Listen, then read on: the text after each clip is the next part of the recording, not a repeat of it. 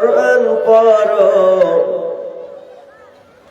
আমার নবীর রাস্তা ধরো। থাকতে সময় কোরআন পড়ো, আল্লাহ নবীর রাস্তা ধরো। চইলা গেলে সময় তোমার ফিরে পাইবা না। কত কিছু পড়ার বন্ধু, কোরআন পড়ো না। কত কিছু পারর বন্ধু, কোরআন পড়ো না। মইরা গেলে জান্নাত পাইবা, এত সোজা না। মইরা গেলে জান্নাত পাইবা, এত সোজা না। কত কিছু পারর বন্ধু, কোরআন পারো না। মইরা গেলে জান্নাত পাইবা, এত সোজা না। মইরা গেলে জান্নাত পাইবা, এত সোজা না। এমএ বিএ পাশ করিয়া হইলা অফিসার, নামাজ কায়েম না করিলে কেমনে হইবা পার বন্ধু, কেমনে হইবা পার। এমএ বিএ পাশ করিয়া হইলা অফিসার, নামাজ কায়েম না করিলে কেমনে হইবা পার বন্ধু, কেমনে হইবা পার। নামাজ কায়েম না করিলে সব কিছু যাবে বিফলে। নামাজ কায়েম না করিলে সব কিছু যাবে বিফলে। আখিরাতে পড়বে ধরা, রেহাই পাইবা না। কত কিছু পারর বন্ধু, কোরআন পারো না।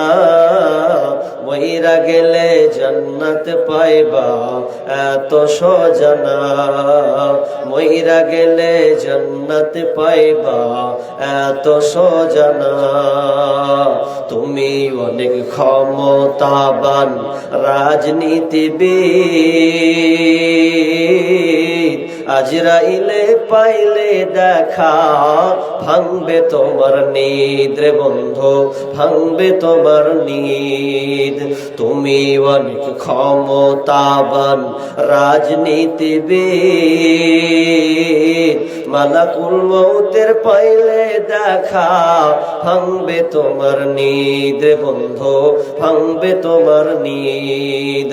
কত নেতা এলো গেল, কিছু না তারা করতে পারলো। কত নেতা এলো গেল, কিছুই তারা না করতে পারলো। সবারই তো যাওয়ার একটাই ঠিকানা। কত কিছু পারো রে বন্ধু, কোরআন পারো না। মইরা গেলে জান্নাত পাইবা, এত সোজা না। মইরা গেলে জান্নাত পাইবা, এত সোজা না।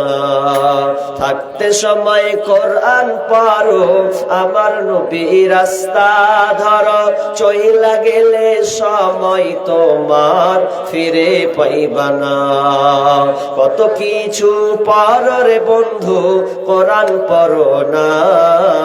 কত কিছু পারো রে বন্ধু, কোরআন পড়ো না। মইরা গেলে জান্নাত পাইবা, এত সোজা না। মইরা গেলে জান্নাত পাইবা, এত সোজা না। উপস্থিত সম্মানীয় সুযোগ্য আজকের এই জলসার স্বনামধন্য সভাপতি, মঞ্চ উপবিষ্ট ওলামা ইকরাম এবং দূরদূরান্ত থেকে আগত সম্মানীয় অতিথিবৃন্দ, আমার সম্মুখে বসে থাকা দিনদার ইমানদার মুমিন ভাই সকল এবং পর্দার অন্তরালের সম্মানিতা মা ও বোনেরা, প্রথমে সেই মহান মুনিবের দরবারে প্রশংসা করি যে মহান মুনিব আমাদেরকে একটি মসজিদ কেন্দ্রিক আয়োজিত মাহফিলে কিছু কোরআন হাদিসের আলোচনা ও আমলের উদ্দেশ্যে এবং কিছু দান খায়রাতের একটা সুযোগ তিনি আমাদের করে দিয়েছেন। সে আল্লাহ সুবহানাহু ওয়া তাআলা শুকরিয়া আদায় করি, বলি আলহামদুলিল্লাহ। অতঃপর শান্তি বর্ষিত হোক সকল নবীদের উপর, বিশেষ করে আমাদের শেষ নবী জনাবে মুহাম্মদুর রাসূলুল্লাহ, আমরা সকলে বলি সাল্লাল্লাহু আলাইহি ওয়াসাল্লাম। সম্মানিত উপস্থিতি, সময় খুব অল্প, তার মধ্যে আবার ঠান্ডার দিন, তারপরে আমার পরে আরেকজন বক্তা আছেন, তো এই সময় খুব অল্প, এই জন্য আমি সংক্ষিপ্ত কিছু আলোচনা আমি আপনাদের কাছে রাখছি। আল্লাহ সুবহানাহু ওয়া তাআলা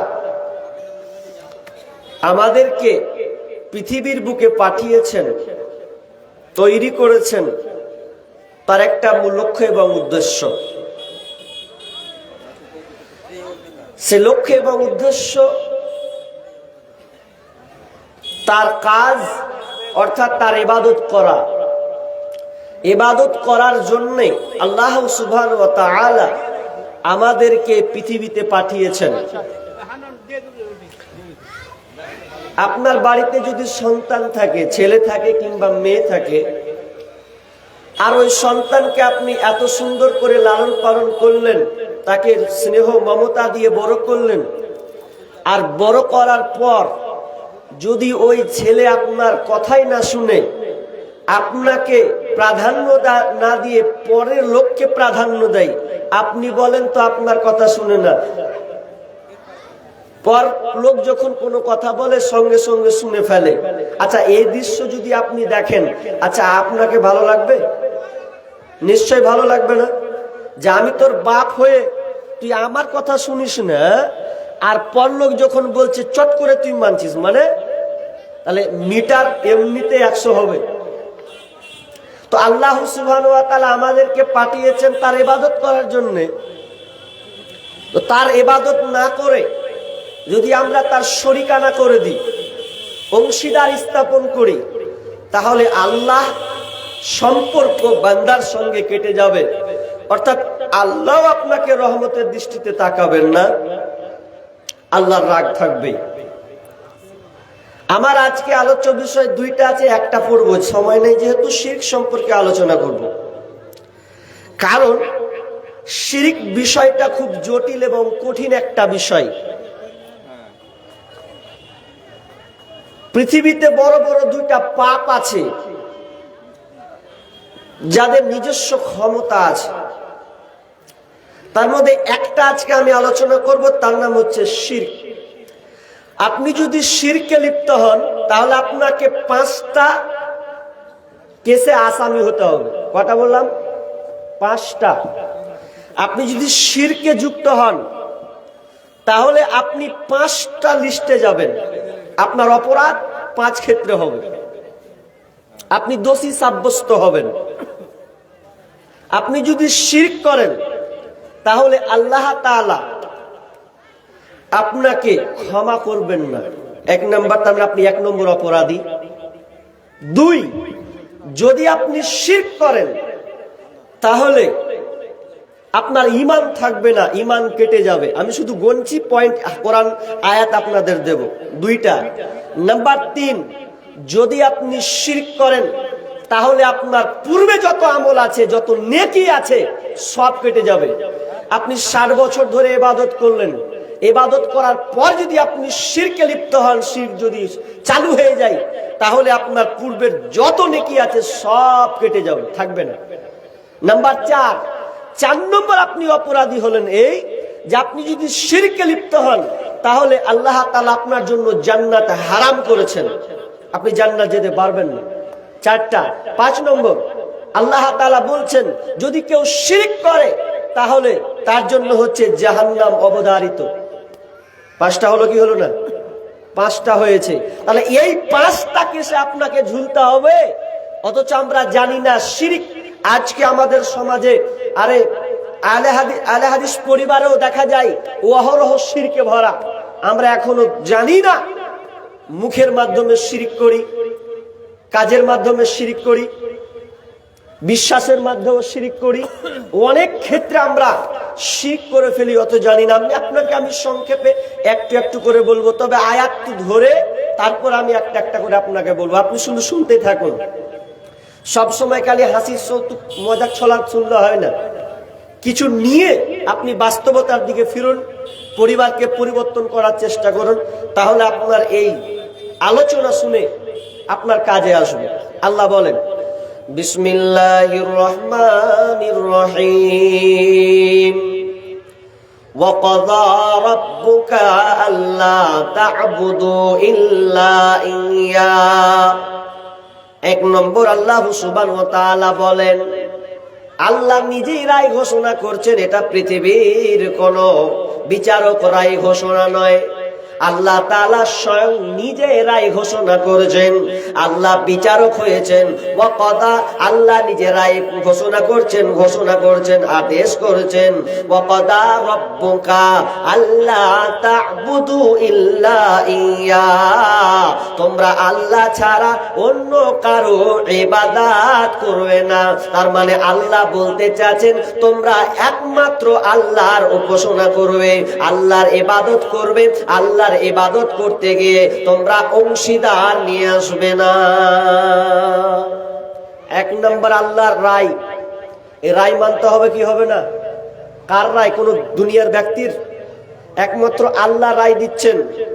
দুনিয়াতে অনেক কিছু জিনিস আছে যে রায় মানতে ভালো লাগে না, তো আপনার জন্য অপশন থাকে। অপশন থাকে না? থাকে। যদি আপনি কোনো কেসের আসামি হন, ওই আপনার বিচারটা যদি আপনাকে ভালো না লাগে, তাহলে আপনি বিচারকের কাছে ফায়সালা নেন যে আপনি আমার এই কেসটা সমাধান করে দেন, আমাকে এটা ভালো লাগলো না। যদি আপনাকে ওই বিচারকের রায় মানতে ভালো না লাগে, যদি আপনার স্পষ্ট না হয়, তাহলে আপনি ম্যাজিস্ট্রেট কোর্টের কাছে যেতে পারবেন। ম্যাজিস্ট্রেট কোর্টে আপিল করবেন। আপিল করতে গিয়ে আপনাকে যখন একটা রায় ঘোষণা দেবে, ওটা আপনি রায়টাকে দেখলেন না, আমার এটা ভালো লাগেনি, আমার উপরে ইনসাফ চালানো হলো না, এটা আমার রায় ভালো লাগলো না, তাহলে আপনি ম্যাজিস্ট্রেট কোর্ট যদি আপনাকে ভালো না লাগে, তাহলে দুনিয়ার আদালত হচ্ছে আপনি জজ কোর্টের কাছে আপনি যেতে পারবেন। জজ কোর্টের আইন যদি এরপরে আপনাকে ভালো না লাগে, জজ কোর্ট বলবে, ঠিক আছে, আমার রায় যদি তোমার ভালো না লাগে, তুমি চলে যাও কোন কোর্টে? হাইকোর্টের কাছে যাও। হাইকোর্ট আপনাকে রায় দেবে। ওই হাইকোর্ট রায় দেওয়ার পর এরপর যদি আপনি বলেন না, হাইকোর্টের আপনার রায় আমি মানলাম না, এটা আমার ভালো হয়নি, তাহলে আপনি ওই হাইকোর্টকে বাদ দিয়ে চলে যাবেন সুপ্রিম কোর্ট। সুপ্রিম কোর্টের কাছে আপনি রায় ঘোষণা করবেন, আপনি আপিল করবেন, আপনাকে ফয়সালা দিয়ে দেবে। এরপরও যদি বলেন আমি সুপ্রিম কোর্টের আইন মানব না, তাহলে আর আপনার কোনো রাস্তা নাই, তুলের চামড়া তুলে দেবে। কারণ শেষ হাইকোর্টের সুপ্রিম কোর্টের উপরে আর কোনো কোর্ট নাই, সুপ্রিম কোর্টের উপরে আর কোনো কোর্ট নাই, ওটা আপনাকে মেনে নিতে হবে। এটা তো দুনিয়ার হলো, কিন্তু আল্লাহর আইন, আল্লাহর আইন, আল্লাহকে আলাইসাল্লাহু বিআহকামিল হাকিমিন, আল্লাহ হচ্ছেন বিচারকের বড় বিচারক, হাকিমের বড় হাকিম। তিনি প্রথম রায় দিয়েছেন পৃথিবীর মানুষরে, আমার এই রায়টাকে তোমাদেরকে মানতে হবে। যদি বলো মানবো না, আল্লাহ এই রায় মানবো না, সুপ্রিম কোর্টকে বলবেন মানবো না, তো সুপ্রিম কোর্ট আপনাকে কি করবে? জেলে ভরবে, কিংবা আপনাকে ফাঁসি কাস্টে ঝুলাতে পারে। যে কোনো একটা আইন আপনার উপরে চাপিয়ে শাস্তি চাপিয়ে দিতে পারে। আর যদি আল্লাহর আইন মানতে না ভালো লাগে, তো আল্লাহ নিজেই বলছেন সূরা রহমানের ভেতরে, ইয়া মাশারাল জিন্নি ওয়াল ইনসি ইন ইসতাতা'তুম আন তানফুযু মিন আকতারিস সামাওয়াতি ওয়াল আরদ ফানফুযু লা তানফুযুনা ইল্লা বিসুলতান। আল্লাহ বলছেন, যদি তোমাদের আমার আইন মানতে ভালো না লাগে, মানুষ এই জিন, এ মানুষ এবং জিন তোমরা শোনো, যদি আমার আইন মানতে ভালো না লাগে, তাহলে তোমরা একটা কাজ করো, বেশি কোনো কাজ করতে হবে না। ওরে পৃথিবীর মানুষ, ওরে জিন জাতি শোনো, তোমাদেরকে কোনো কাজ করতে হবে না, একমাত্র তোমাদের কাজ করতে হবে, আমার দুনিয়া ছেড়ে তোরা অন্য জায়গা চলে যা, আমার পৃথিবী পৃথিবী ছেড়ে দে, তোর যা মন চাই করে বেড়াগা, রাহাজানি করে বেড়া, লম্পটি করে বেড়াগা, ছিনতাই করে বেড়াগা, 2 নম্বরি করে বেড়াগা, বেমা তুই বেপর্দায় চলে ঘুরে বেড়া, আমার আল্লাহ কোনো আপত্তি নাই। তবে শুনেলে যদি আমার আইন মানতে ভালো না লাগে তাহলে তোরা আমার পৃথিবী ছেড়ে চলে যা। ইল্লা বিসুলতান, এই পৃথিবী ছেড়ে আপনি কোথায় যাবেন? আল্লাহ বলছেন তোর ক্ষমতা নাই, পৃথিবী ছেড়ে যাবে কথা, মঙ্গল গ্রহে যাবে না চাঁদের দেশে যাবে, না ভূপৃষ্ঠে আপনাকে, না মাটির নিচে তুই যাবে, না সমুদ্রের তলে যাবে, ওটা তো আমার রাজত্ব।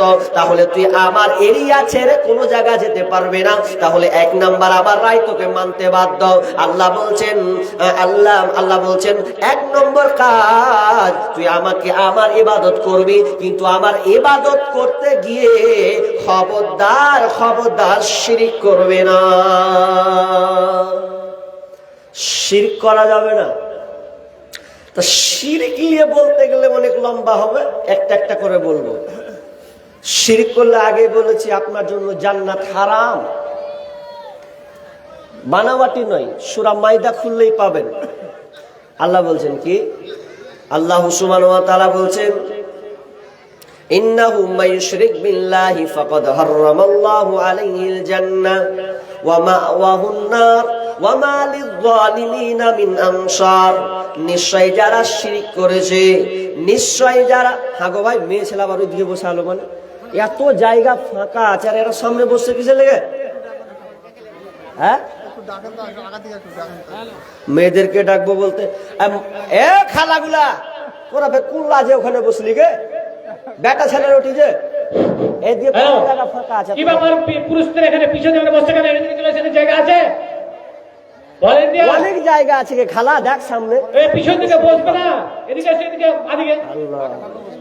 যারা পেছনে আছেন মা বোন, পাশ দিয়ে কেটে কেটে চলে আসেন, দেখেন এখানে ফাঁকা আছে, এখানে এত সুন্দর জায়গা, ছেড়েও পেছনে এদিকে ফাঁকা জায়গা আছে, এদিকে চলে এসো, ছাড়ো এদিকে ছাড়ো। আল্লাহু আকবার। আগে খালা, আগে ঢুকো। আরে আগে বাড়লে তো আরো ফায়দা রে ভাই, কি বুঝে না এরা, মানে ওখানে দুজনা বুঝলে তোর পতাকা থেকে জানতো, ওখানে জানতো, মেয়েদের একটু ব্যবস্থা করে দেন, নিয়ে যান, মেয়ে মানুষ তো যান, একটু নরম করে নিয়ে যান। কি বললাম?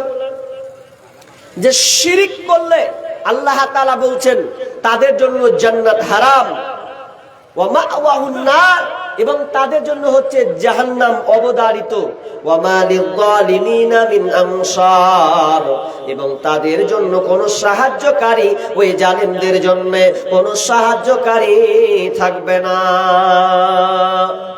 শিরক কত ভয়াবহ পাপ, কত কঠিন একটা পাপ। আপনাকে আমি সাধারণ উদাহরণ দিলে আপনি সহজে বুঝে নেবেন। শিরক কত বড় গুনাহ, কত বড় কাবিরা গুনাহ, শিরক কত ভয়াবহ গুনাহ। আপনি বিয়ে করেছেন, একটাকে বিয়ে স্বামী স্ত্রী মিলন করলে ওটাকে বলা হয় জিমা, মানে মিলন। আর যদি আপনি কোনো অপরিচিতা মেয়ের সঙ্গে যদি আপনি মিশে যান তাহলে ওটা আপনার জেমা হবে না, জেনা হবে, জেমা। কিন্তু আপনি জেমা আলাদা, জেনা আলাদা।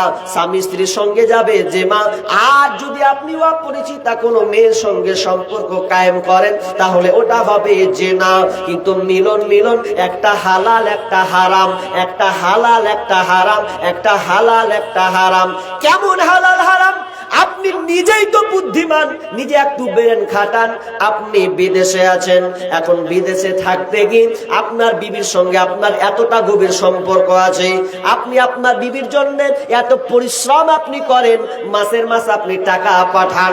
বিবি ফোন করলে, স্বামী আমার দরকার আছে, তোমাদের হায়াসারাম আছে, এদিকে জায়গা আছে, এদিকে বসছো, তো আগা থেকে চলে এসো, বলার পরে কথা শোনো না।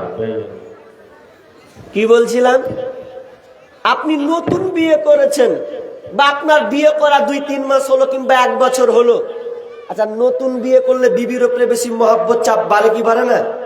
বাড়ে। মানে ঘন ঘন খালি ফোন যাবে, বিবিরে কেমন আছিস, কি করছিস, কি খালি, কত মধুর কথা হবে। এখন ওই বিবি নতুন মুহূর্তে যা চাইবেন তাই আপনি দিবেন না? নতুন বিয়ে করলে কোনো বিবি যদি স্বামীর কাছে দাবি করে তো আপনি যেই চাইবে সেই দিতে প্রস্তুত। কারণ বেছে বেছে একটা বিবি আপনি খুঁজে নিয়ে এসেছেন, চারটিখানি ব্যাপার। দেখতে যে এত হ্যান্ডসাম, এত সুন্দরী, না চাইলে কি আর হয়? আর না দিলে কি হয়? আপনার বিবি আপনার কাছে চাইছে, মাঝে মধ্যে যে কোনো জিনিস চাই, তাই একদিন ফোন করতে বলছেন, হ্যালো স্বামী আমার, অনেক তন্ন তন্ন করে খুঁজলাম, পেলাম না। তখন স্বামী এক চান্সে বলছে, ওরে খেপি, হাতের বালা হারা তো কি হলো, কি হয়েছে তাতে? আমি তো হয়েছি, আমি তো তোমার, তুমি তো আমার, তো তোমার হাতের বালা হারালে সমস্যা কোথায়? বাড়ি আসবো, আবার স্বর্ণকারের দোকানে যাব, গিয়ে আবার তোমাকে আমি চুরে হাতের বালা বানিয়ে দেব, কিনে দেব। এ গেল একদিন, একদিন 2 দিন করতে, 3 দিন করতে আর একদিন ফোন করছে, ওরে আমার প্রাণের স্বামী, আজকে হঠাৎ দেখি কি বলে, আজকে দেখি আমার কানেরটা হারিয়ে গেছে, কোথাও খুঁজে পাওয়া যায় না। স্বামী খালি বলছে, থাক জাগা জাগা, মাসে 20,000 30,000 কামাই গেল তো কি হলো, 1 বছর হতে হতে আমি তোমাকে পূর্ণ বানিয়ে দেব। এ করতে বলে আমার নাকেরটা নাই।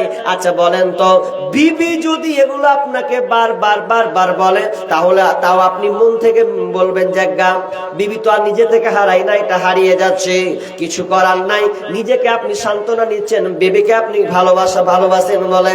এবার চলেন, ওই বিবি ওই মুখে যদি আপনাকে কিছুদিন পর কল করে, দিয়ে আপনার বিবি যদি বলে, আমার প্রাণের স্বামী গো, আজকে তোমাদের গ্রামে যে জালসাটা ছিল, তুমি তো ছিলে না বাইরে, আজকে তোমার এই এলাকায় জালসা, তো এই জালসাতে তোমার বন্ধু আজ জালসা শুনতে আসছিল, আমাদের বাড়ি এসেছিল, আরে তুমি খাওয়া দাওয়া করিয়েছো কিনা? বলছে হ্যাঁ, ভালোভাবে খাওয়া দাওয়া করিয়েছি। বলছে কিন্তু স্বামী আমার, একটি জায়গায় ভুল হয়েছে। কি ভুল করেছো বলো? বলতে লজ্জা লাগে, বল বল। তখন বিবি বলছে, স্বামী আমার, আপনার বন্ধু আর বাড়ি যায়নি। কি হয়েছে? বলছে আপনার বন্ধু, আপনার যে ছাপ্পর খাট, ওই ছাপ্পর খাট চকিতে দুজনে আমরা আপনার বন্ধুর সাথে এক কথায়, একই ল্যাপে, একই বিছানায় ঘুমিয়েছিলাম। আচ্ছা এবার স্বামী কি বলবে? জাগা বলবে, জাগা, পিঠে চামড়া তুলে নেবে, খালি মেনে নেবে। এতদিন ফোন করেছে, বিবি বলেছে হাতের বালা হারিয়েছে, কোনো নো টেনশন, কোনো অসুবিধা নাই। কানের বালা হারিয়েছে, আপনার কিনা কানের দুল হারিয়েছে, কোনো অসুবিধা নাই। নাকের ফুল হারিয়েছে, কোনো অসুবিধা নাই। এগুলো স্বামী মেনে নেবে। কিন্তু যদি আপনি বলেন স্বামীর জায়গাটা যদি অন্য কাউকে দেওয়া হয়, তাহলে কোন স্বামী এটা মেনে নেবে না, আর বলবে না পেয়ারা বিবি, আর বলবে না আমার প্রাণের বিবি, এগুলো আর বলবে না, বরং বলবে বাড়ি আসবই, তোকে তালাক দিব, তারপর কোন কথা। যতই সুন্দরী হোক, ওকে লিবে, চল তালাক, আমার জায়গা বাদ দিয়ে তুই অন্য জায়গা দিবি, অন্য কাউকে দিবি, মানে এটা কোনোদিন মেনে নিবে না। ঠিক তেমনি আল্লাহ সুবহানাহু ওয়া তাআলা 1 নম্বর বলেছেন, আমার ইবাদত করতে গিয়ে তোমরা অন্য কারো ইবাদত করবে না, অন্য কাউকে অংশীদার স্থাপন করবে না, কারণ তোমরা ইবাদত তোমরা করবে না। আমি রব একমাত্র অধিকার রাখি, ইলাহা রব হয়ে আমি অধিকার রাখি, তোমরা কেবল আমারই ইবাদত করবে, চলবে না। শিরিক কত খাতারনাক জিনিস গো! এই বিন্দু পরিমাণ যদি আপনি শিরিক করেন, তো ওটাই খাতারনাক হবে, জানেন? খুবই খাতারনাক। শিরিক কত খাতারনাক! শিরিক না করলে আপনি কেমন ফায়দা আসবেন? কত অনেক ফায়দা আছে। আল্লাহ রাসূল মুআজকে বলছেন, ইয়া মুআজ আতাদরি মা হাক্কুল্লাহি আলাল ইবাদ, হে মুআজ, তুমি কি জানো বান্দার উপরে আল্লাহর অধিকার কি? বান্দার কাছে আল্লাহ কি পাবে? ও মুআজ, তুমি কি জানো? মুআজ বলছেন, ক্বাল আল্লাহু ওয়া রাসূলুহু আলাম, আল্লাহ তার রাসূলই ভালো জানেন। ক্বাল আইয়াবুদুহু ওয়া লা ইশরিকু বিহি শাইআ, যদি বান্দা আল্লাহর সঙ্গে শরীক স্থাপন না করে, তা বান্দা আল্লাহর ইবাদত করবে। আল্লাহর ইবাদত করতে গিয়ে আর কারো উপাসনা করবে না, কাউকে অংশীদার বানাবে না। যদি বান্দা আল্লাহর অধিকারকে বুঝিয়ে দেয় তাহলে বান্দা কি পাবে? মজরে জানো, যদি বান্দা আল্লাহর অধিকার দেয় তাহলে বান্দা কি পাবে তুমি কি জানো? তখন বলছেন আতাদি মাহকুম, বলছেন ক্বালাল্লাহু ওয়া রাসূলুহু আলাম, আমি বলতে পারবো না। বিষ্ণু বলছেন ক্বালা আল্লাহ ইউআযযিবাহুম, বিষ্ণু বলছেন আল্লাহ ওই বান্দাকে কোনোদিন জাহান্নামে দেবে না, আল্লাহ ওই বান্দাকে শাস্তি দিবেন না যদি ওই বান্দা শরীক না করে। জাবের রাদিয়াল্লাহু তাআলা বলেন মান মাতা ইশরিকু বিল্লাহি শাইয়া দাখালান নার, যদি আপনার কি নাম বিন্দু পরিমাণ সরিষা দানা পরিমাণ যদি শিরিক করে তাহলে ও জাহান্নামে যাবে। ওমান মাতা লা ইশরিকু বিল্লাহি শাইয়া দাখালাল জান্নাহ, আর বিন্দু পরিমাণ যদি সে শরীক করে দেয়, বিন্দু পরিমাণ যদি সে অংশীদার করে দানা বরাবর, তাহলে তার ঠিকানা হলো জাহান্নাম। এখন খালি বলছেন যে শিরিক করলে খালি গুনাহ, তো কোন গালা শিরিক এগুলো তো জানতে হবে। আর একটা হাদিস বলবো, একটা হাদিসটা কত মারাত্মক, বুখারী এবং মুসলিমের হাদিস, ভালো করে ধ্যান দেন। আল্লাহ রাসূল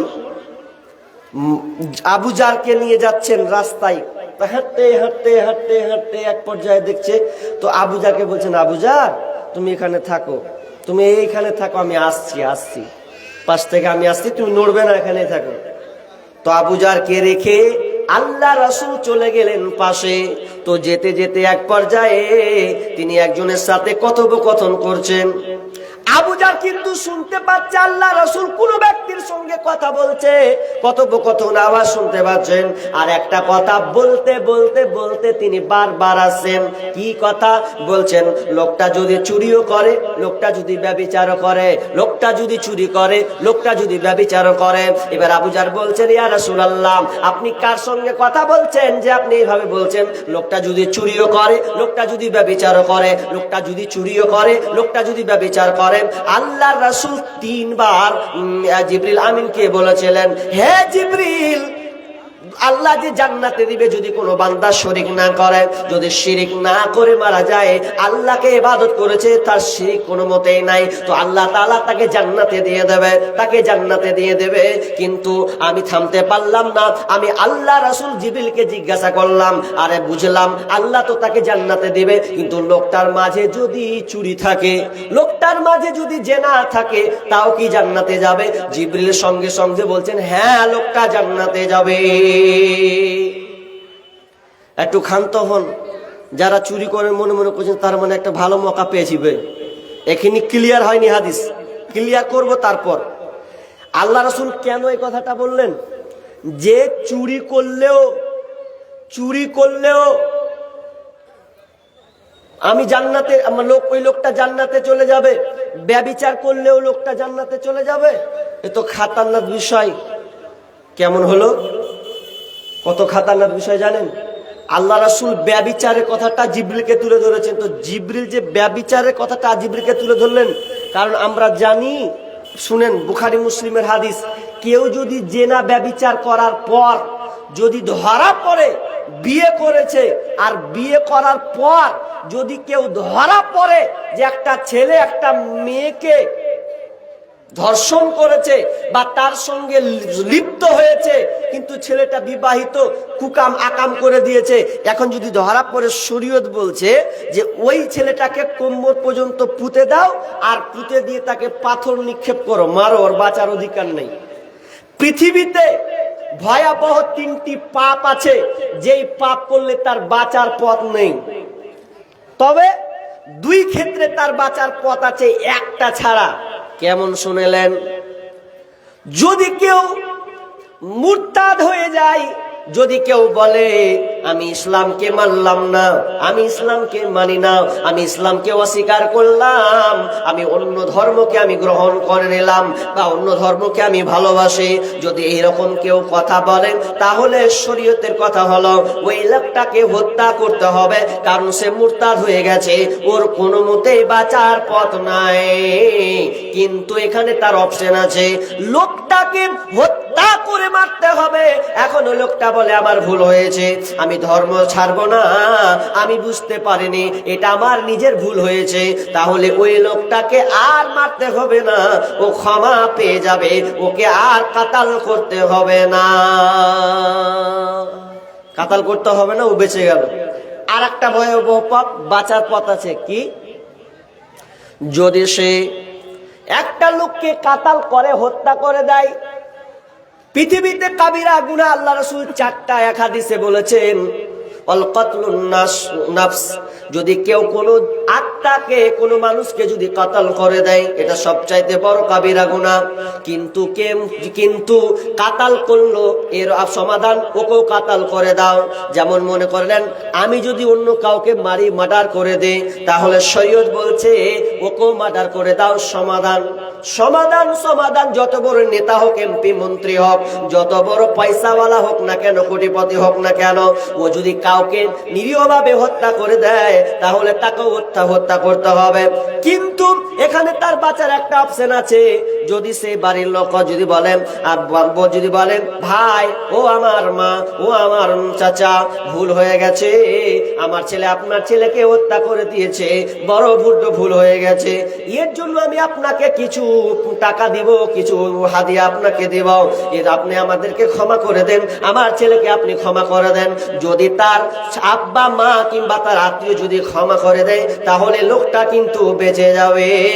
কিন্তু 3 নাম্বার এত ভয়াবহ পাপ, আল্লাহ রাসূল বলেছেন কেউ যদি ধরা পড়ে যায়, 4টা সাক্ষী যদি সম্পূর্ণভাবে প্রমাণ হয়ে যায়, তাহলে যদি লোকটা সে ছেলে হোক কিংবা মেয়ে হোক, যদি সে বিয়ে করার পর ব্যভিচার করে, তাহলে তার বাঁচার কোনো পথ নাই। পৃথিবীর কেউ এসে তাকে বাঁচাতে পারবে না, কেউ তাকে বাঁচাতে পারবে না।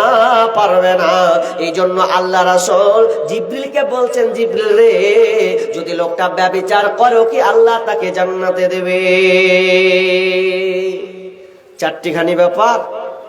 কিন্তু আপনি শিরিক মুক্ত হতে হবে, আপনাকে শিরিক থেকে আপনাকে বাঁচতে হবে। এবার আমরা লিস্টে যাব, শিরিক কোনগুলা। শিরিক তো অনেক আছে, কথার মাধ্যমে শিরিক। কিন্তু হ্যাঁ, শিরিক করলে আল্লাহ ক্ষমা করবেন না? ক্ষমা করবেন। কেমন ক্ষমা করবে? যদি আপনার তওবা করার সময় থাকে, যদি আপনি তওবা করার টাইম পান যে আল্লাহ আমার ভুল হয়ে গেছে, তবে আল্লাহ আপনাকে ক্ষমা করবেন। আর যদি আপনি ক্ষমা করার যদি সময় না পান, আপনি শিরকে ভরপুর ডুবে আছেন, তাহলে আল্লাহ তাআলা আপনাকে আর ক্ষমা করবেন না, আর আপনি জান্নাতেও যাবেন না। কত ভয়াবহ! আপনাকে আর একটা উদাহরণ দিই, ভালো উদাহরণ। কি উদাহরণটা? আপনারা তো চাষি মানুষ, তাই তো?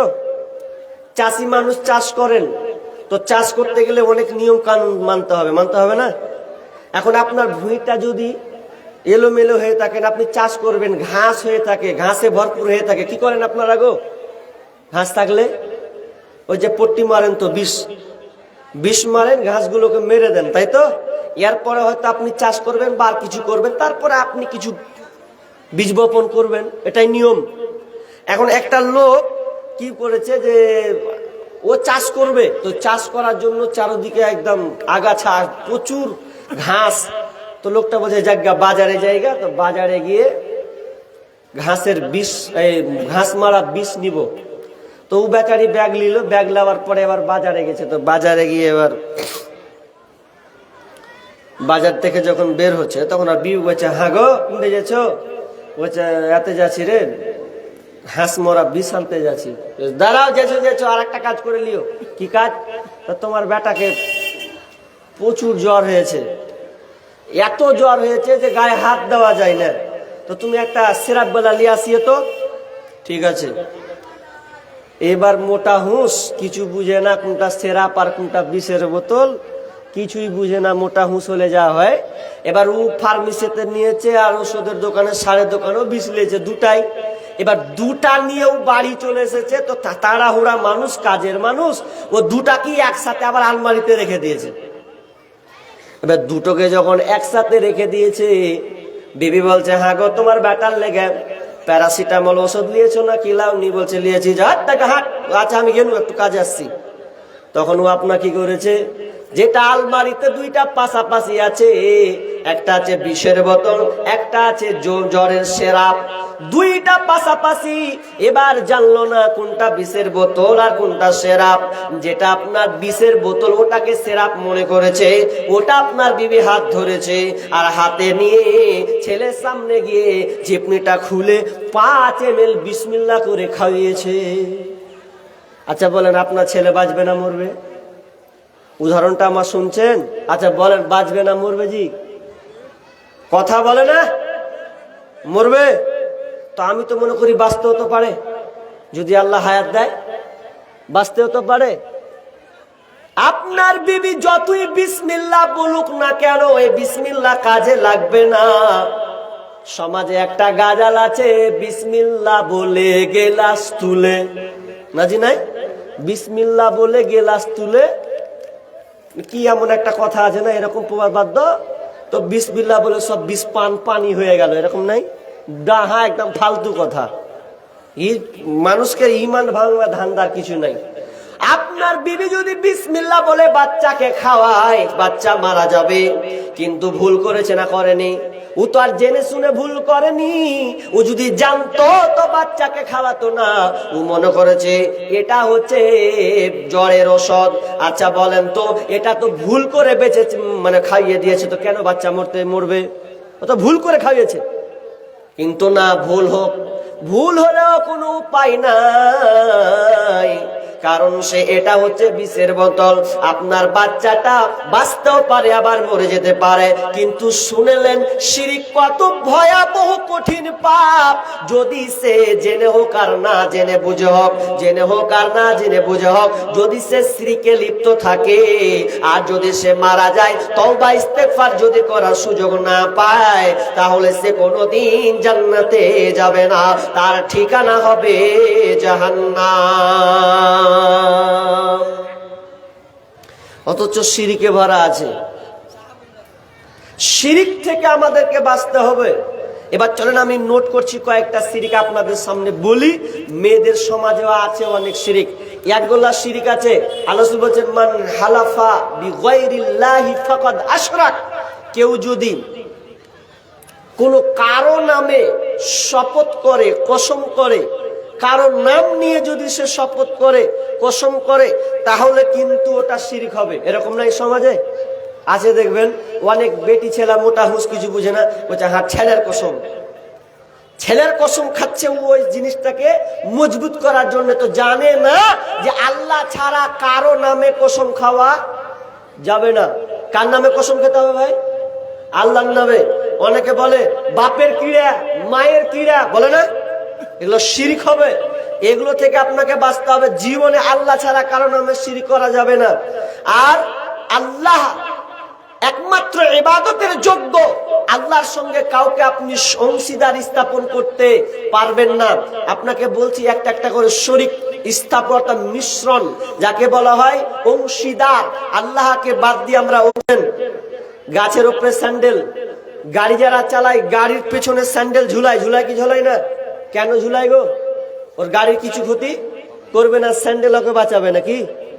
তাহলে যদি এরকম সে আকীদা করে তাহলে শিরক হবে। অনেক মা বোন দেখবেন ভয়ে রাতের বেলা ঝাড়ু দেয় না, দেয়, বলছে মাগরিব হয়ে গেলে ঝাড়ু দেওয়া যাবে না, বলে কি বলে না? বলে। এটা মানলেই শিরক হবে। এগুলো থেকে বাঁচতে হবে। আরে 24 ঘন্টা আপনি যখন ঝাড়ু দেন কোনো অসুবিধা নিতে পারেন। কোন ছেলে যদি আপনার কুলাতে কিংবা চুল হাতে যদি পা ফেলে দেয়, পা ফেলে দিলি রে, না, শিরক হবে। আরে 100 বার কুদুক, কোনো অসুবিধা নাই, কি আছে? লাঠিতে পিঠ মারলে বেশি ব্যথা হবে, পায়ে মরলে অত ব্যথা হবে না, এরকম ধারণা করা শিরক। অনেক মেয়ে আছে, যদি কোনো স্বামী বাড়ি থেকে বের হয়, আর বের হওয়ার পর যদি বলে যে আচ্ছা কিছু ভুলে গেল, এই তুমি অমুক জিনিসটা ভুলে গেছো, এই শুনো, তো শাশুড়ি বলছে মোটা হুঁসকুন ঢাকা ডাকতে হয়। এখন যে বাড়ি থেকে বের হলো, মানে ও আর ডাকতে পাবে না, ডাকলেই ও মঙ্গল হবে, স্বামীর ক্ষতি হবে। আজলি হলে কি আর মানুষ, আজলি হলে কি আর থামতে পারে? ব্যথা ফুলবে, ব্যথা হবে, লাল হয়ে যাবে। তো একজন বলছে কতদিন থেকে? বলছে মানে 1 সপ্তাহ হয়ে 4-5 দিন থেকে উঠছে, ব্যথা করছে গো। তো বলছে যে এক কাজ করতে হবে, তো ভালো হয়ে যাবে, কিন্তু তাড়াতাড়ি ভালো হয়ে যাবে। তাড়াতাড়ি বল না রে ভাই, করেন বসেন, চোখ বুঝালেন। তো বলছে চোখ বুঝতে হবে। হ্যাঁ চোখ বুঝতে হবে, চোখ বুঝেন আজ যদি ভালো হয়ে যাবে। চোখ যখন বুঝেছে একটু বসেন। আর যখন কয়েছেন বসেন, এই 7 বছর 4-5 বছর একটা ছেলে আছে ওয়ার প্যান্ট, তাহলে তাড়াতাড়ি আপনার আজলি ভালো হবে। মা রাখতো ব্যাপার, এটা কত বড় যখন, এটা এখনো অনেক জায়গাতে আছে, এখনো আছে। হয়তো আপনারা লজ্জায় বলেন না বলে, কিন্তু এটা শিরিক। এগুলো থেকে আপনাকে বাঁচতে হবে। বর্তমানে আর একটা একদম দেখতে একদম সুন্দর ছেলে হোক আর মেয়ে হোক, যেটা চাইবে একটা টাঙিয়ে দিবে। তখন কেন টাঙাচ্ছেন? তো বলছেন টাঙাচ্ছি এই কারণে যে আমার, এটা কত বড় মারাত্মক শিরক। তাহলে এই শিরক থেকে আমাদেরকে বাঁচতে হবে। আমরা কথার মাধ্যমে শিরিক করি, আল্লাহকে পর্যন্ত গালি দিই, তার মাধ্যমে শিরিক করি। অনেক ছেলের নাম আছে দেখবেন, আব্দুর রহমান, আব্দুর রাজ্জাক, আব্দুল সাত্তার, কিন্তু পূর্ণ নাম মানে কি? দয়ালু। আচ্ছা বলেন দয়ালু কে?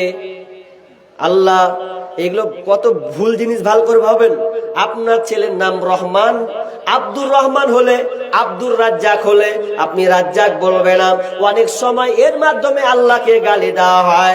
অনেক দেখবেন কোন ছেলের নাম যদি রাজ্জাক হয়, তো সরাসরি বলে এ রাজ্জাক, এই সালা, শুনতে পাচ্ছি না? বলে কি বলে না? কি খারাপ মা বোনেরা মনে করে, বা আমরা ছেলেরাও এটা মনে করি, যে কোন ছেলে মেয়ে যদি স্বামী স্ত্রী মিলন করে, আর মিলন করার পর যদি গোসল না করে, তো গোসল না করে কিছুই করতে পাবে না। এরকম আছে না? নাই ধারণা আছে তো? যদি কোনো মেয়ে বা কোনো বৌমা বিবি যদি ফরজ গোসল না করে পৃথিবীর অন্যান্য কাজ যদি করতে পারবে, কোনো সমস্যা নাই, যে কোনো কাজও করতে পারবে। শুধু পারবে না নামাজ পড়তে, পারবে না সিয়াম রাখতে, আর পারবে না আপনার কোরআন তেলাওয়াত করতে। বাকি পৃথিবীর যত এমনি কাজ আছে অশ্লীলতাতে ভরে আছে, তাহলে আপনি কি বলবেন আল্লাহ ওখানে আছে? না, তাহলে এটা শিরক হবে। দোয়া যেখানে নয়, দোয়া যেখানে আল্লাহ সেখানে এই কথাটা ভুল। বরং আপনাকে বলতে হবে আল্লাহ আরশে আজিমে রয়েছেন, আল্লাহ আরশে আজিমে আছেন, এটা আপনি বলতে পারেন। অধিকাংশ লোক ঈমান আনার পরেও মুশরিক। আর একটা কথা বলবো, ইম্পর্টেন্ট কথা, 10:30 পর্যন্ত টাইম আছে, আবার এদিকে কালেকশন আছে, ওই জন্য আমি ভিতরে অনেক কথাকে কেটে চাচ্ছি।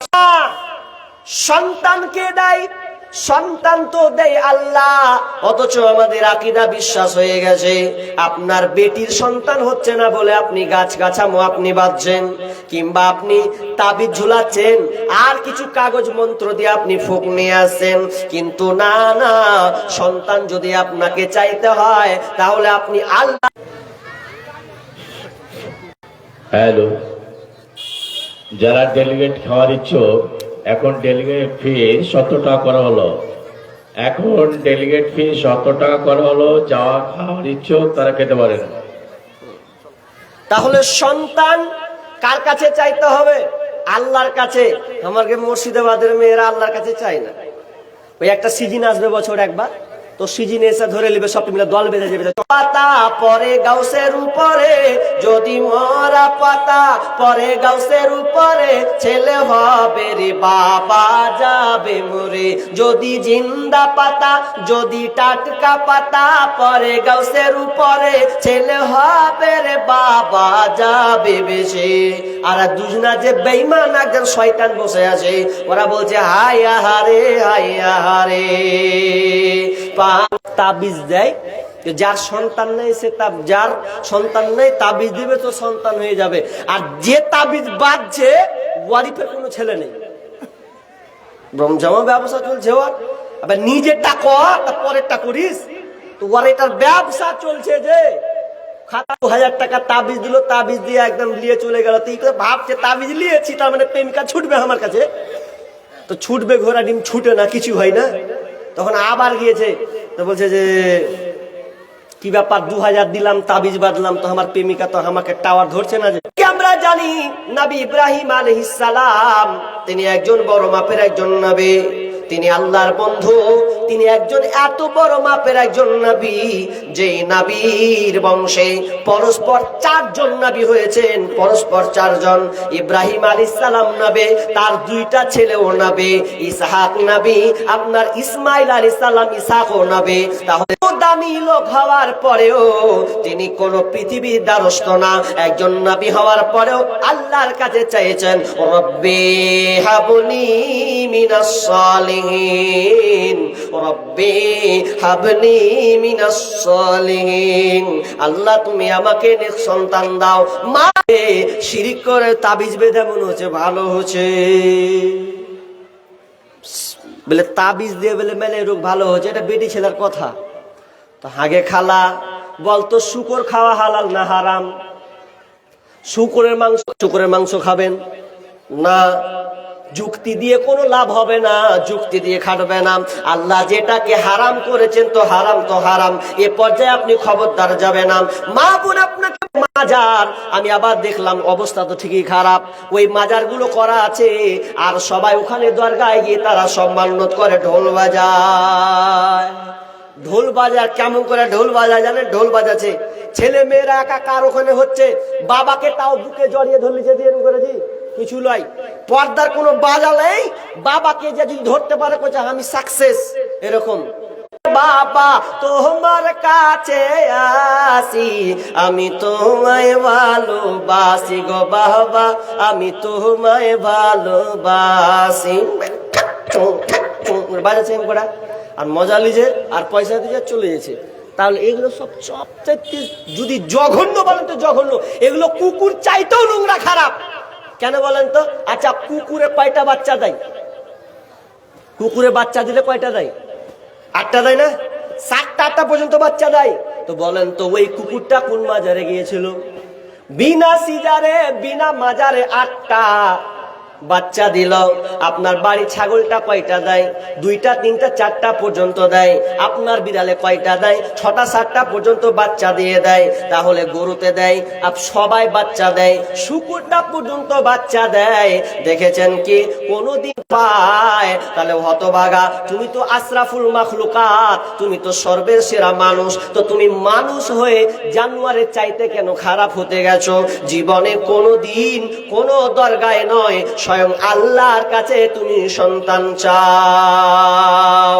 আবার ঈমান আনহরে কালেমা পড়িয়া পশ্চিমে তাকাইয়া দেখো বেলা শিরকি আর কুফরিতে সমাজটা আজ ভরা, নানান তরিকাতে মানুষ ব্যস্ত দিশে হারা। আর যে যার পথে চললে মানে যে যার পথে চলছে সবে কোরআন হাদিস ছাড়িয়া, আবার ঈমান আনহরে কালেমা পড়িয়া পশ্চিমে তাকাইয়া দেখো বেলা যায় ডুবিয়া। আবার এদেরকে সব সময় শিরক থেকে বাঁচতে বলবেন, সন্তানদেরকে বলবেন লোকমান হাকিমের মতন। যে লোকমান হাকিম ছিলেন একজন আপনার কিনা চাকর, তিনি কাজ করতেন। সেই লোকমান তিনি কোন নবী নন, কিন্তু তিনি দামি একটা নবী ছিলেন। তাফসীর ইবনে কাসির তার ব্যাখ্যা অনেক তাকে নিয়ে খবরদার খবরদার তুমি আল্লাহর সঙ্গে শিরিক করবে না, কারণ শিরিকটা হচ্ছে বড় একটি কাবিরা, বড় অপরাধ, বড় কাবিরা গুনাহ। অনেক আপনার ছেলেরা দেখবেন হাতে আংটি ইউজ করে না? হাতের আংটি ইউজ করে কোথা থেকে জানেন? ওই কোথায় বিক্রি করছে হাতের আংটি 10 টাকা ধাতু, আর মনোরকম ভবিষ্যৎ সব বলবে আপনি কি করবেন না করবেন, বলে তো ধোঁকাবাজি না, এরকম জায়গা জায়গা বসে না? আপনারাই তো ঘিরে লোকগুলাকে, ওই লোকগুলাকে ঘিরে বলেন যে আপনি ভবিষ্যৎ মানে হাত চালাবে, তো হাত চালিয়ে আপনার বলে দেবে কি ঘটছে। আর অনেক আপনার ছেলেগুলো হাত দেয়, আপনি কোনোদিন কিছু ঠেকান না, শিরক হচ্ছে। অথচ হাত দিয়ে যদি বলে, হাত দিয়ে বলছে তোমার এই অমুক তুমুক, তুমি এরকম করতে, তোমার এরকম হবে সেরকম হবে, তো মাথায় হাত। এক জায়গায় একজনকে ধরেছে, ধরে বলছে যে করতে করতে করতে করতে বলছে যে কি ব্যাপার তোমার তো সুখ, বলবো যে মারলেন কেন? তো বলবেন আপনি হাত চালাচ্ছেন তো জানেন না যে আমি আপনাকে মারবো। এখন ভাওতাবাজি হলো যে আপনাকে মারবো, তো আপনি তো আগেই জানতে পারবেন যে আমি মারবো আপনাকে, এগুলো সব ভাওতাবাজি। তো এগুলো থেকে বাঁচতে হবে। খবরদার আপনার ছেলেকে আপনি নিষেধ করবেন, শিরিক থেকে বাঁচতে বলবেন। স্কুলে গিয়ে অনেক শিরিক কার্যকলাপ হয়, ওগুলো আজকে বলছি না, তবে আমার সময় কম, তো আমার হাতে কয়েকটা দান এসেছে, একজন দিয়েছেন, মালিক যে উদ্দেশ্যে দিয়েছেন। আল্লাহ তুমি মনের অন্তর্যামী, তুমি আলিম বিজাতি সুদূর, তুমি মানুষের মনকে অনেক কিছু জানো, মনের খবর তোমার কাছে আছে, আমি জানি না। আমি আপনার গোলাম আল্লাহ, আমি তোমার গোলাম। একটা কলম দিবেন না? এখানে অনেক মাস্টার আছেন, ডাক্তার আছেন, অনেক অফিসার আছেন, থাকতে পারেন, পুলিশের চাকরি পেয়েছেন, এরকম আছেন, অনেকে আবার লেভার নিয়ে যান, এরকম আছেন, অনেক বড় ভালো চাষিও আছেন, অনেক ব্যবসায়ী আছেন। তো সকলকে আমার অনুরোধ থাকলো, অন্তত লোক বলেন 10,000 টাকা একজন বলেন আল্লাহ নেই। মা বোন আপনারাও মাহরুম হইেন না, আপনারাও আল্লাহর রাস্তে বলেন 2,000 5,000 দেনেওয়ালা কেউ